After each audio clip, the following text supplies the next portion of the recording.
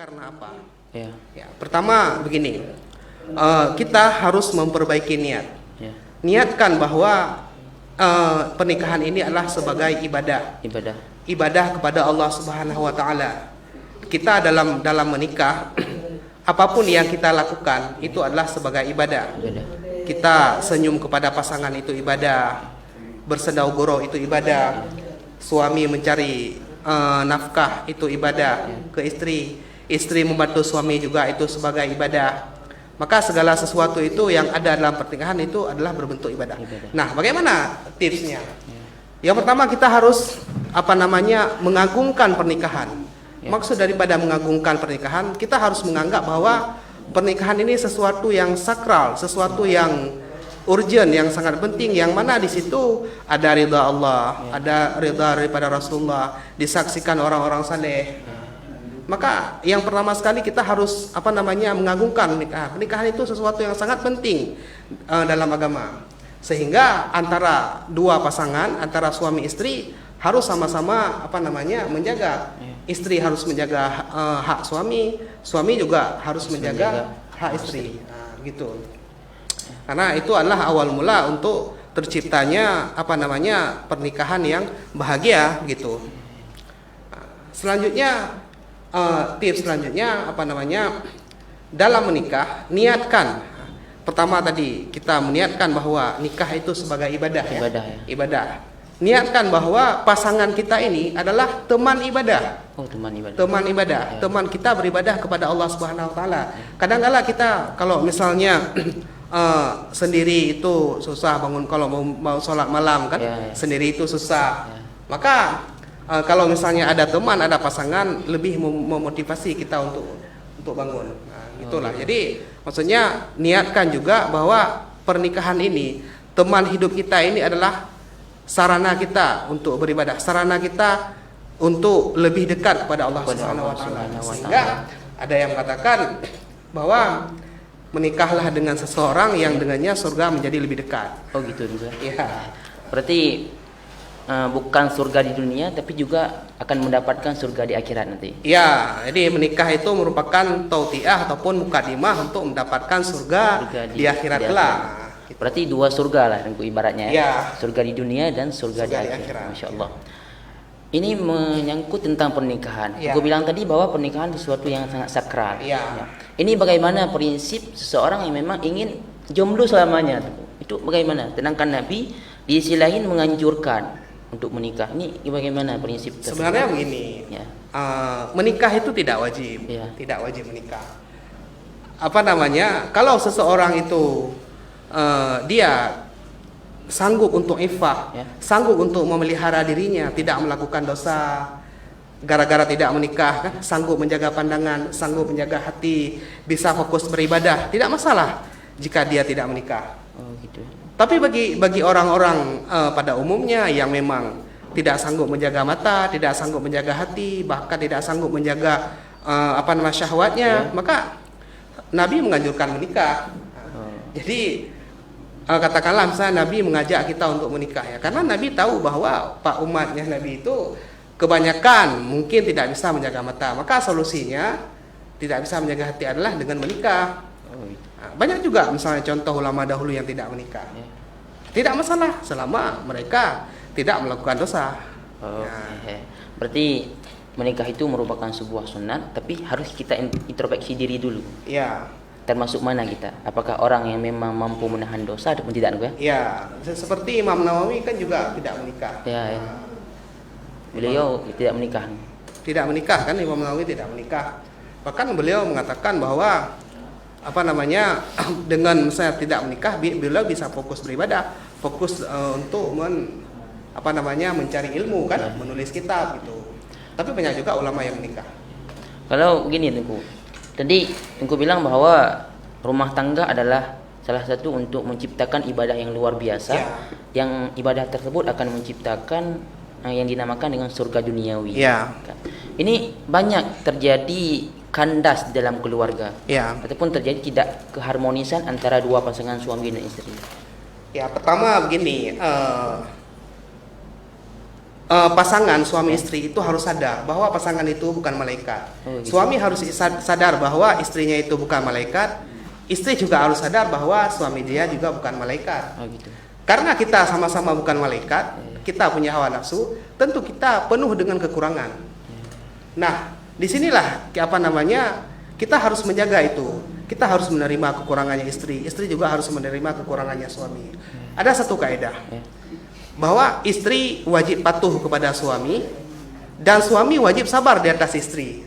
Jadi sebagai istri, selama apapun yang diperintahkan oleh suaminya itu tidak boleh dilanggar selama itu tidak mukhalafah dengan perintah Allah Subhanahu wa taala.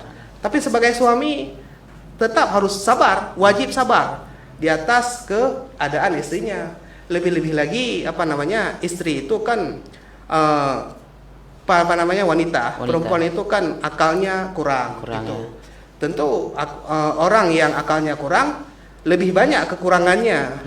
Laki-laki saja banyak kekurangannya. Laki-laki yang punya akal 9 kan, akal lebih baik daripada perempuan, lebih banyak kurangnya, apalagi perempuan. Nah, jadi intinya ketidakharmonisan itu timbul gara-gara sama-sama tidak menjaga hak. Berarti ada hak yang dilalaikan. Suami tidak lalai terhadap hak istri, istri juga lalai kepada hak suami.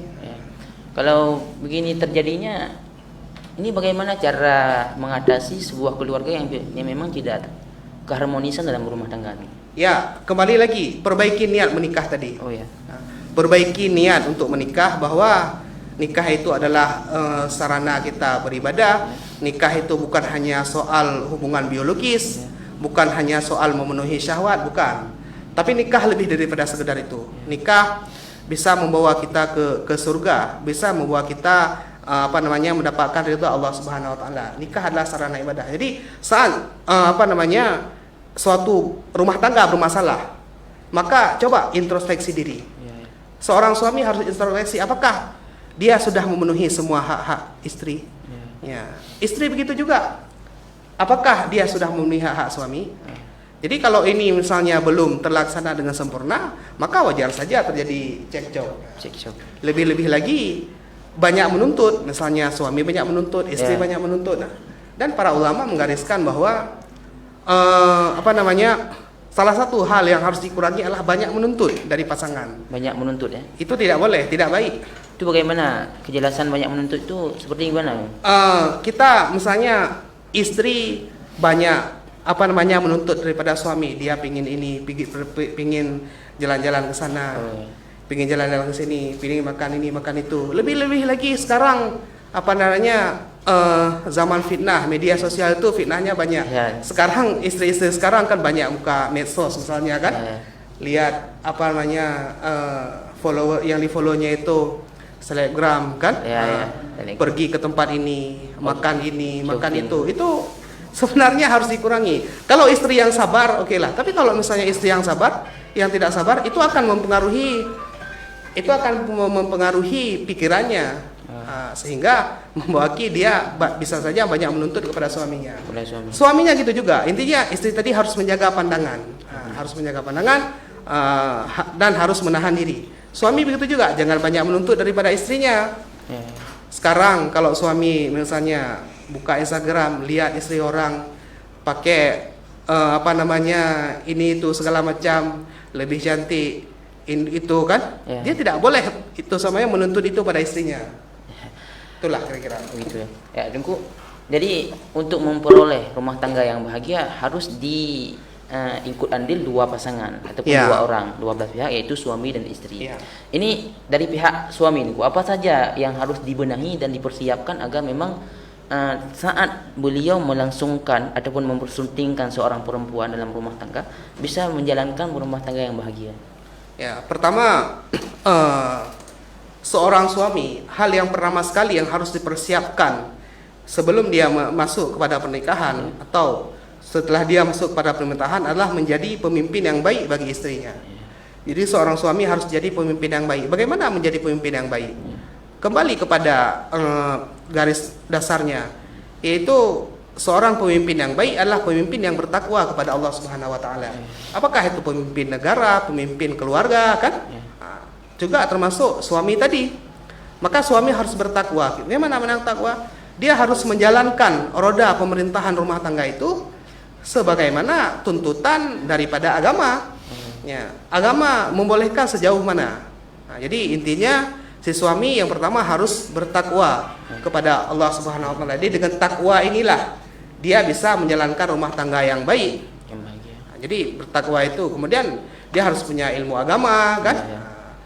Jika mau menikah, seandainya dia bukan seorang tengku, orang biasa, cobalah misalnya hadir ke majelis ilmu. Sekarang kan banyak majelis-majelis ilmu yang bertebaran di mana-mana, kan? Nah, jadi itu memang harus persiapan. Karena menikah itu ibadah seumur hidup. Nah, jadi sebenarnya bimbingan yang di KUA itu misalnya nggak cukup sebentar, ya harus misalnya minimal sebulan lah, kan? Setiap hari harus dibimbing untuk persiapan rumah tangga. Sekarang kita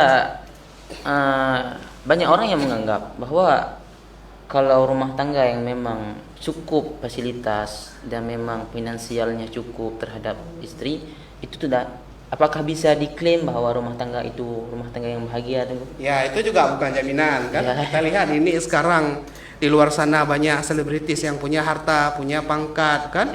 Punya juga jabatan, bisa kemana saja, berlimpah lah hartanya. Itu juga tidak menjamin mereka akan bahagia. Ya. Sekarang ini uang banyak, harta banyak, tapi suaminya sibuk, ya. Tidak meluangkan waktu. Tidak ada waktunya untuk istri dan anak-anaknya, dan itu penting sebenarnya, kan? Jadi kita harus sama-sama memberi waktu. Memang mencari nafkah itu juga sebagian daripada ibadah. Ya, mencari nafkah itu bagian daripada ibadah. Karena kenapa? Ada sebagian dosa kata Rasulullah yang tidak terampuni kecuali dengan sesusahnya seorang suami menafkahi keluarganya. Dan ada sebagian dosa yang tidak terampuni kecuali dengan beban lelah yang ditanggung oleh seorang suami dalam mencari nafkah kepada istrinya. Itu ya. Jadi banyak kita lihat bahwa sekarang memudarnya rasa hormat seorang istri kepada suami. Ya baik, tunggu. Itu bagaimana? Dikala di saat seorang istri memudar rasa hormat kepada suami, itu bagaimana? Ya, terkait dengan pertanyaan ini, saya ingin menceritakan satu kisah, kisah dari Rasulullah. Jadi pada satu ketika Rasulullah dan Siti Aisyah itu berselisih paham, sedang dalam satu masalah. Kemudian untuk menyelesaikan hal tersebut, Rasulullah berkata kepada Aisyah, "Wahai Aisyah, apakah engkau mau jika kita panggilkan orang lain untuk menegahi permasalahan kita? Nanti dia yang akan memberi solusi atas permasalahan kita. Siapa yang itu di antara kita?" "Boleh wahai Rasulullah." Kemudian, "Apakah engkau ingin aku panggilkan Umar?" "Jangan, karena Umar itu terlalu keras." Ataupun apakah mau Utsman? Jangan juga kata Aisyah, karena Utsman itu pemalu. "Apakah Sayyidina Ali?" "Kalau Sayyidina Ali, Rasulullah itu saudara engkau, pasti, dan menantu engkau, pasti dia akan membantumu." "Lalu siapa wahai Aisyah? Bagaimana dengan Abu Bakar?" "Ya boleh, karena Abu Bakar adalah orang yang sangat bijak." Ayah beliau sendiri. Nah, kemudian kelanjutannya dipanggillah Abu Bakar. Kemudian Abu Bakar datang kepada Rasulullah dan Siti Aisyah. Abu Bakar terburu-buru. Abu Bakar berkata, "Ada apa wahai Rasulullah?" Kemudian dijawab oleh Rasulullah, "Begini wahai Abu Bakar, aku dan Aisyah punya satu permasalahan. Kami sedang berselisih satu masalah. Jadi aku memanggil engkau ke sini supaya engkau memutuskan perkara yang ada di antara kami." "Baik begitu. Kalau begitu wahai Rasulullah, sekarang coba ceritakan apa masalahnya." Kemudian Rasulullah bertanya lagi kepada Aisyah, "Aisyah, maukah engkau menceritakan masalah ini kepada Abu Bakar?" "Engkau saja wahai Rasulullah, tapi jangan berdusta." Mendengar itu yang dikatakan Aisyah kepada Rasulullah. Mendengar itu Abu Bakar merah mukanya dan murka, mau menampar Aisyah. "Kenapa engkau lancang sekali, masa berani mengatakan dusta kepada Rasulullah?" Kemudian langsung ditahan oleh Rasulullah. Jangan pukul istriku. Begitulah lebih kurang bahasanya. Jadi saya kemudian Abu Bakar disuruh pulang oleh Rasulullah. Kemudian setelah itu, lihat wahai Aisyah, bagaimana suamimu melindungimu. Kemudian setelah kejadian itu baru Aisyah tersadar. Kemudian selesailah masalah mereka itu. Poin yang ingin saya katakan adalah bagaimana sikap Aisyah kepada Nabi yang menerangkan jangan berdusta saat bercerita kepada halnya kepada Abu Bakar tadi. Padahal kan yang itu tidak pantas diucapkan kepada seorang Rasulullah, sehingga membuat ayahnya sendiri yaitu Abu Bakar menjadi marah. Tapi lihat bagaimana sikap Rasulullah. Rasulullah sangat sabar dalam menghadapinya, bahkan membela Aisyah. Nah, jadi yang ingin saya sampaikan adalah begitu juga saat istri kita itu sudah tidak menghormati kita lagi, datangi dia, bicarakan baik-baik, minta maaf. Tidak masalah kalau misalnya laki-laki itu yang minta maaf duluan. Ya, walaupun perempuannya yang salah, karena yang perempuan memang akalnya pendek, kan? Akalnya pendek. Jadi walaupun mereka itu yang salah, tetapi kadang-kadang kita yang harus minta maaf. Dan sikap kita di hadapan perempuan itu memang harus, bahkan seperti anak-anak, kita harus membuat kita level anak-anak untuk mengimbangi perempuan ini. Nah, jadi dekati dia, bicarakan baik-baik maunya apa. Ataupun kalau memang sudah berat, ayo panggilkan orang lain, pihak ketiga, siapa saja yang disepakati berdua, sebagaimana kasus Rasulullah tadi, siapa saja yang dikehendaki oleh pasangannya. Karena kita harus sadar bahwa biasanya kalau lagi marah itu cuma sebentar. Nah, kalau lagi marah emosinya memuncak-muncak kan. Nah, jadi kembali kepada laki-laki yang bijak. Walaupun istri tidak menghormatinya, tapi dia tetap harus sabar. Sabar. Nah, gitu. Ya, sabar. Sekarang dikala nanti memang dalam keluarga seorang istri tidak mematuhi perintah suami. Ya. Itu yang apakah mutlak salah istri ataupun memang dihadapi kesalahan tersebut pada suami, itu bagaimana? Ya, saat istri tidak patuh lagi kepada suami, nusyuk kepada suami, berarti suami juga harus introspeksi diri. Bukan berarti mutlak dia yang salah, bukan berarti juga istri yang salah, kan? Tapi sama-sama harus introspeksi diri. Suami harus mengintrospeksi dirinya. Apakah dia sudah melakukan hak-haknya kepada istri? Oh, kalau belum, ayo tunaikan. Minta maaf. Mulai lagi dari nol. Kemudian beri nasihat, di istri. Kemudian ingatkan lagi tentang masalah pernikahan. Bagaimana perjuangan untuk menikah, bagaimana bahwa perjuangan menikah ini suatu ibadah, kan? Jadi kembali lagi kepada niat daripada menikah tadi. Oh, saat misalnya istri masih tetap begitu, ya berarti cari solusi yang lain. Cari pihak yang ketiga seperti katakan tadi kan. Yang penting seperti kaidah tadi, suami itu harus sabar.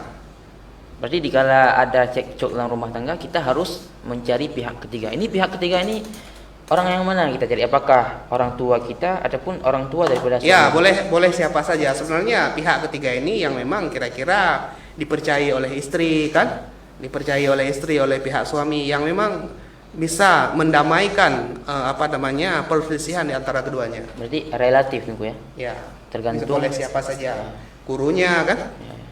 Cuman satu hal yang pasti dalam pernikahan itu dia ada lebih kurangnya. Itu wajib. Wajib, ya? Wajib. Harus menerima kurangnya istri juga harus menerima kurangnya suami. Itu kaedahnya, jangan pernah lupa. Saat terjadi masalah kembali lagi kepada kaedah itu. Kita saling menutupkan kekurangan satu sama lain. Iya. Ya.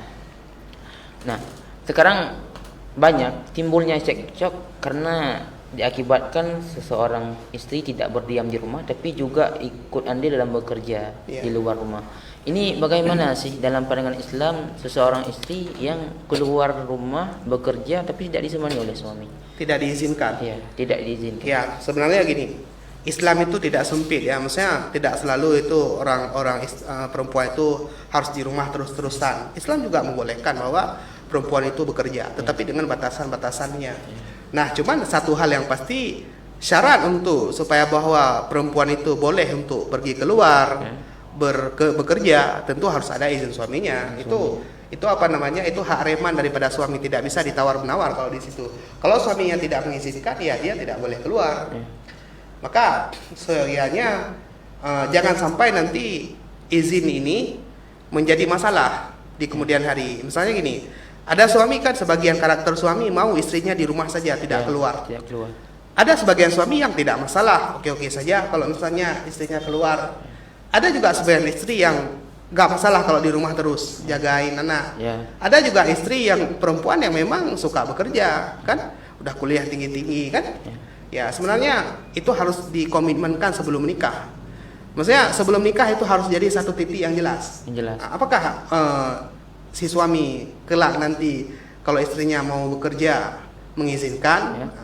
Misalnya kalau misalnya boleh dan istri mau bekerja diizinkan oleh suami, ya silakan jalan.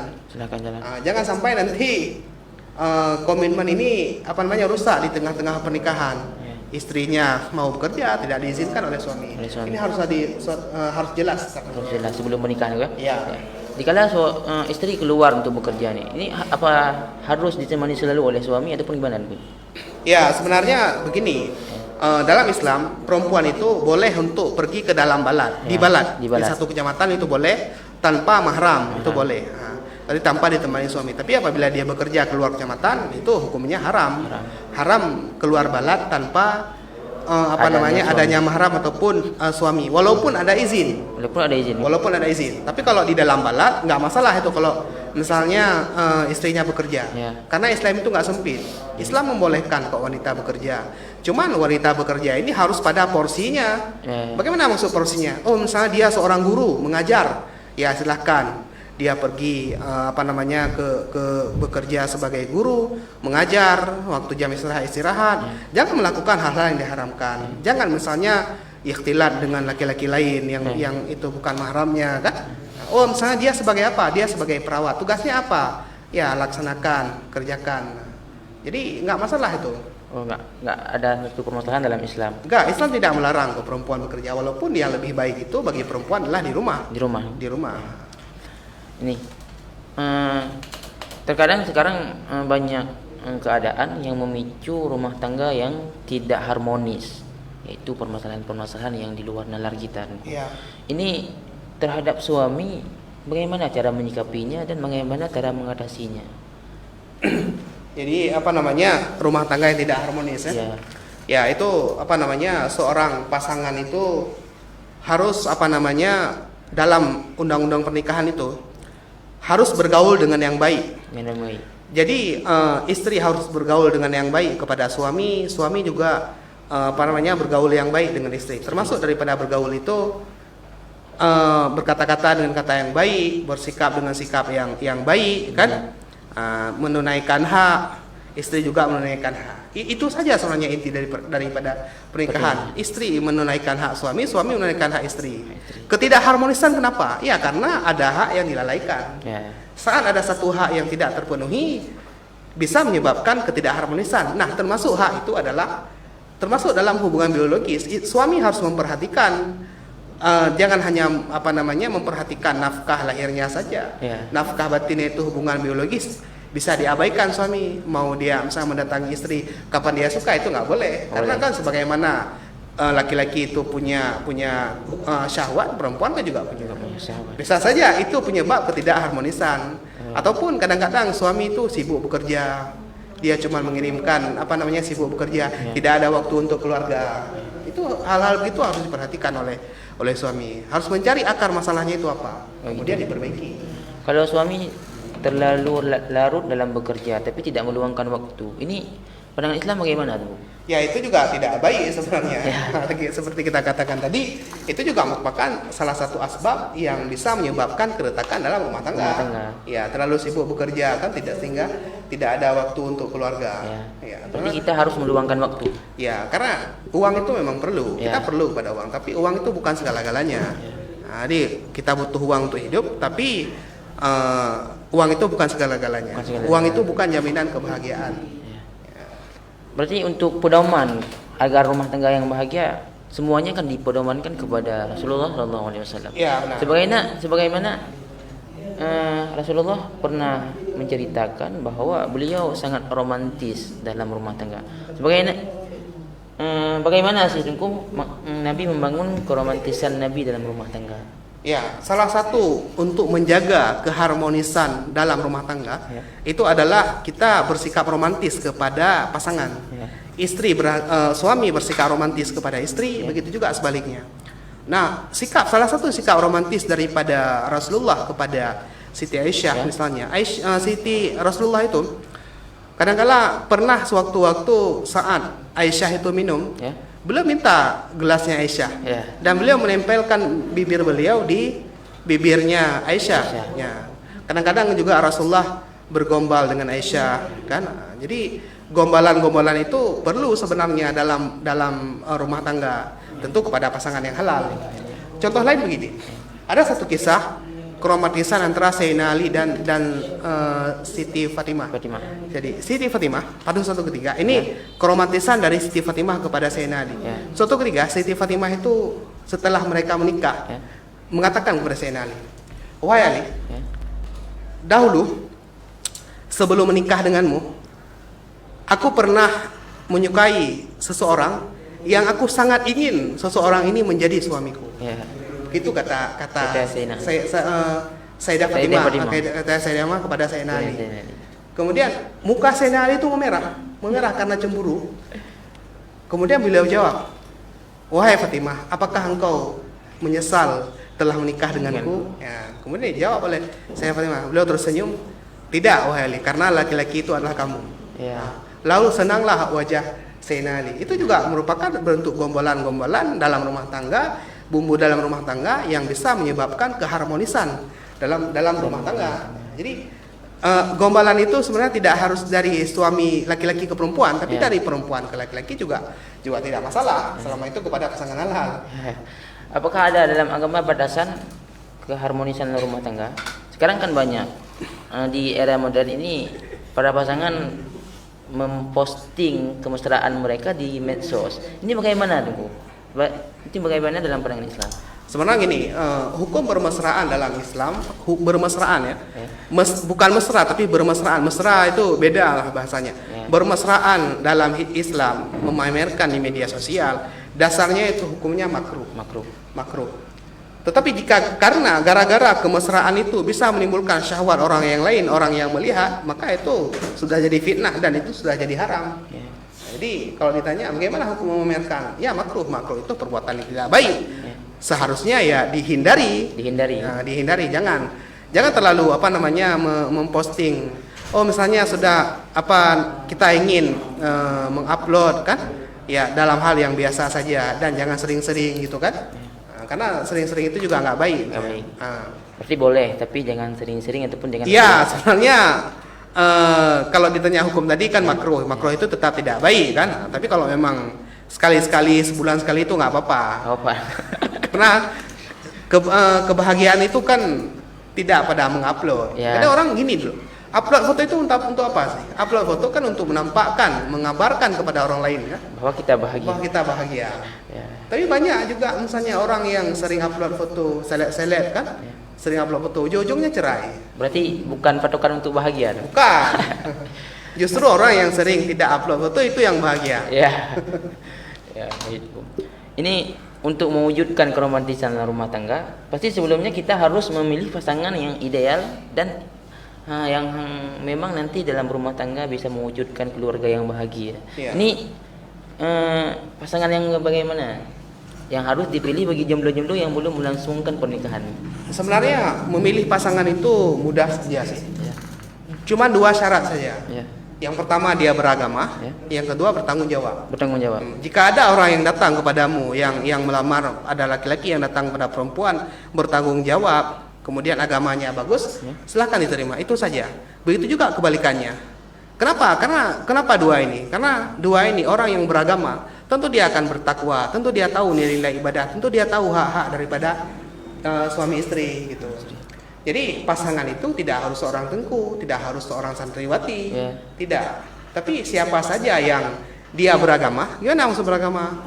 Dia sholat 5 waktu, tidak melakukan hal-hal yang haram, kan? Tidak misalnya suka pamer aurat, bertanggung jawab, ya silahkan gitu. Jadi itu saja sebenarnya. Adapun misalnya masalah harta kan, itu bisa dicari kemudian. Nasab yang bagus, itu apa namanya afdaliyah, tapi bukan syarat yang utama. Jadi syaratnya yang utama apa Pak? Ya harus beragama dan bertanggung jawab. Bertanggung jawab. Itu bagaimana maksud bertanggung jawab itu? Ya, mana bertanggung jawab sebenarnya itu umum khusus ya sama beragama. Kalau kita bilang seseorang itu agamanya baik, maka di situ sudah masuk dia tidak melalaikan hak-haknya, dia bertanggung jawab, akhlaknya baik, ya. Jadi orang yang akhlaknya baik, orang yang bertanggung jawab itu sudah beragama, bagian daripada agama. Jadi bertanggung jawab ini bagaimana? Ya, bertanggung jawab ini dia menunaikan hak-haknya dengan Allah Ta'ala, menunaikan hak-haknya dengan manusia. Haknya dengan Allah Ta'ala yang mana? Sholat 5 waktu, kewajiban-kewajibannya lah. Kemudian hak-haknya dengan manusia, hak-haknya dengan tetangga, kan? Hak-haknya dengan apa namanya orang tuanya dan lain sebagainya. Itulah maksud daripada bertanggung jawab. Ini sebenarnya yang susah dari seorang laki-laki ya. Kalau nanti memang kita ada memperdapatkan seorang perempuan yang memang agamanya baik, tapi kita tidak mampu untuk mencukupi mahar daripada perempuan tersebut. Ini solusinya bagaimana? Apakah seseorang laki-laki harus buru-buru mencari yang lain yang memang tidak diprioritaskan agama, ataupun bagaimana solusi menurut Berarti kasusnya ada seorang perempuan agamanya baik, tapi maharnya nggak cukup itu. Nggak cukup dikasih oleh suami. Berarti gini, kalau misalnya kedua belah pihak sudah sama-sama suka, sudah sama-sama cocok, mungkin dalam hal mahar itu bisa dikondisikan. Jangan pihak perempuan pun juga jangan misalnya harus sekian maharnya, kan? Juga pihak laki juga tidak boleh maharnya meminta seenaknya, juga tidak boleh. Jadi intinya gini, itu harus ada apa namanya keinginan dari dua belah pihak. Kalau memang kedua belah pihak ini sama-sama ingin menikah, sama-sama sudah merasa cocok, kan? Berarti si perempuan juga harus mengurangi maharnya dengan yang standar. Laki-laki juga harus berusaha untuk apa namanya untuk mencukupi, kan? Karena masalah kita di Aceh ini ya mahar. Beda dengan kalau di Jawa. Di Jawa itu saya pernah dengar cerita orang waktu saya di Jawa, bahwa di Jawa itu nikahnya maharnya 100.000 itu cukup. 100.000. Iya, maharnya seadanya seperangkat alat sholat, kan? Nah, jadi yang susah ini di sini di Aceh harus manyam dan sudah apa namanya harus 10 manyam, 15 manyam, kan? Ya. Itu ada sebenarnya. Ada. Ya.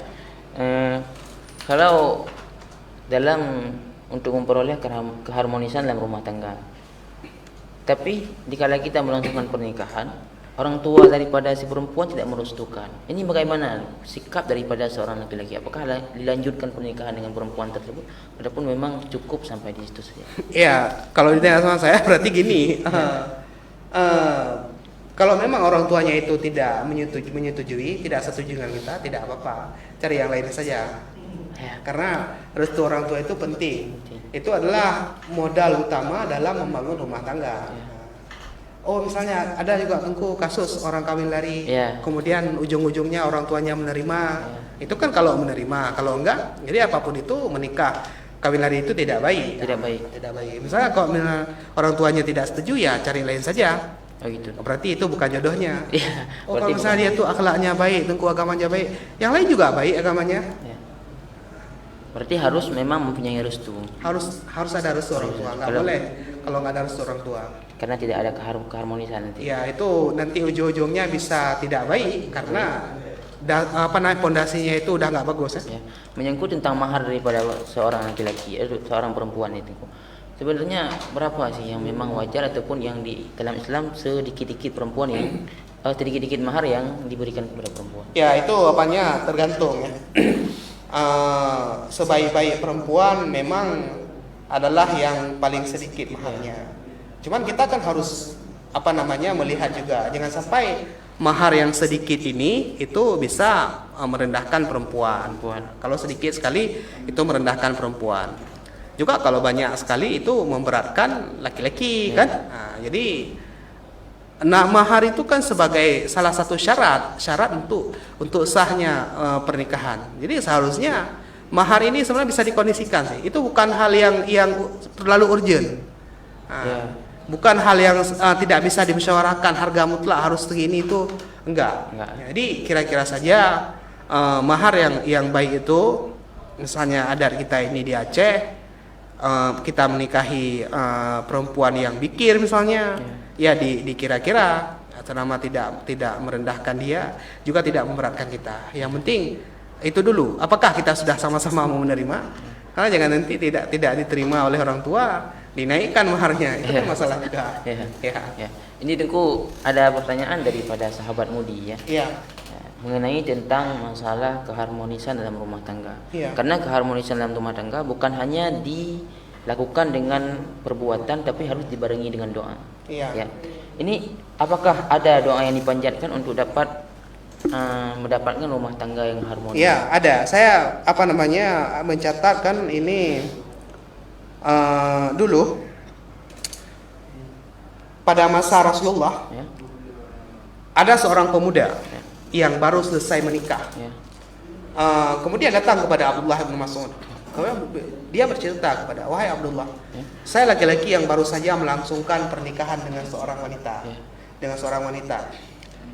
Cuman saya takut terjadi perpecahan. Nanti saya takut jadi kebencian di antara saya dan dia kelak nantinya. Maka oleh karena itu Abdullah bin Mas'ud mengajarkan satu doa untuk menjaga keharmonisan rumah tangga. Jadi doa ini seyogyanya sering-sering dibaca setelah salat ataupun kapan saja sebanyak-banyak mungkin. Kenapa doa ini penting? Karena begini. Untuk mempertahankan keharmonisan daripada rumah tangga, itu tidak cukup dengan aksi-aksi lahiriah. Menjaga hak itu memang itu sumber utama. Menjaga haknya, menunaikan hak kan, yang seperti yang sudah kita uraikan tadi. Nah, untuk melengkapi itu, untuk memberkahi itu, kita harus sering-sering berdoa agar rumah tangga kita itu selalu harmonis. Jadi doa ini merupakan sisi batiniahnya. Jadi yang lahiriahnya tadi itu kita berusaha, yang batiniahnya itu adalah dalam berdoa. Karena dalam doa ini ada barakah, keberkahan untuk keharmonisan rumah tangga. Ya, doanya seperti di sini. Allahumma barik li fi ahli wa barik lahum fiyya warzuqni minhum warzuqhum minni. Allahumma jma' bainana ma jama'ta ila khairin wa farik bainana idza faraqta ila khair. Itu dipanjatkan ada waktu khusus ataupun gimana? Itu bebas ya? Bebas, dibaca sebanyak-banyaknya. Itu doa untuk menjaga keutuhan rumah tangga. Jadi dua, menjaga keutuhan rumah tangga. Yang pertama dengan perbuatan lahiriah, seperti yang kita uraikan tadi. Yang kedua ya dengan yang batiniah, dengan doa. Baik, Tengku, di penghujung acara ini, apakah mungkin ada pesan bagi sahabat Mudi dalam permasalahan rumah tangga yang harmonis? Ya, sedikit pesan saya untuk mungkin yang sudah berumah tangga ataupun yang belum berumah tangga, bahwa pasangan kita itu bukan malaikat. Dia sama seperti kita, dia punya kekurangan, kita juga punya kekurangan. Jadi yang paling inti daripada pernikahan itu, kita harus menerima kekurangannya.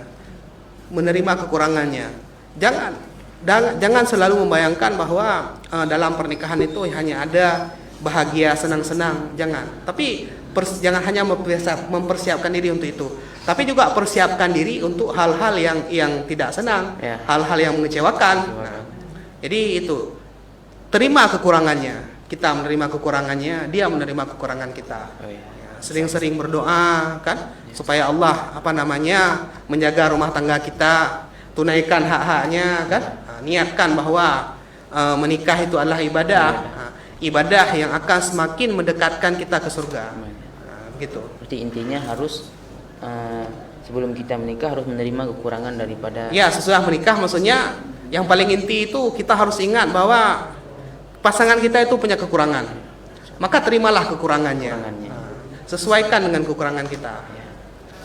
Baik sahabat Mudi, program ini disponsori oleh Ambassador Cell Samalanga dan Matang Lempang 2, tempat belanja smartphone dengan harga terbaik, dan juga disponsori oleh Klinik Arifa Medical Lok Semawe, dan juga disponsori oleh Munira Allsoft Samalanga.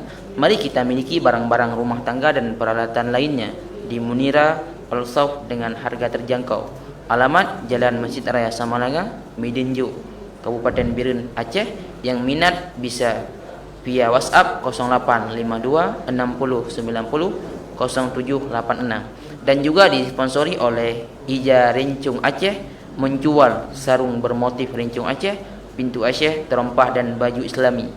Yang minat bisa via WhatsApp 0823 12 20 8884, dan juga disponsori oleh abaya.kiswa.id Aceh Tamiang, menjual pakaian muslimah jenis abaya didesain menggunakan bahan jet black Saudi, kualitas premium dengan harga termurah.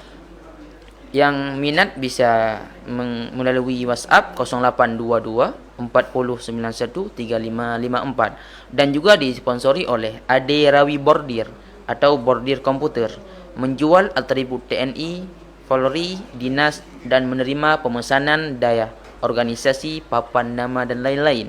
Area Jalan Tapak Tuhan Medan, samping Batalion Raider 115 Macan Laser. Yang minat bisa melalui WhatsApp 0852 77 80 30 58. Baik sahabat mudi, dengan berakhirnya close statement guru kita tadi, maka berakhir pula program Mudi Podcast kali ini. Saya Misbar Abdul Aziz, sampai terima kasih atas segala perhatian, mohon maaf atas segala kekurangan. Kita akan berjumpa di lain waktu dan kesempatan. Sampai jumpa. Assalamualaikum warahmatullahi wabarakatuh.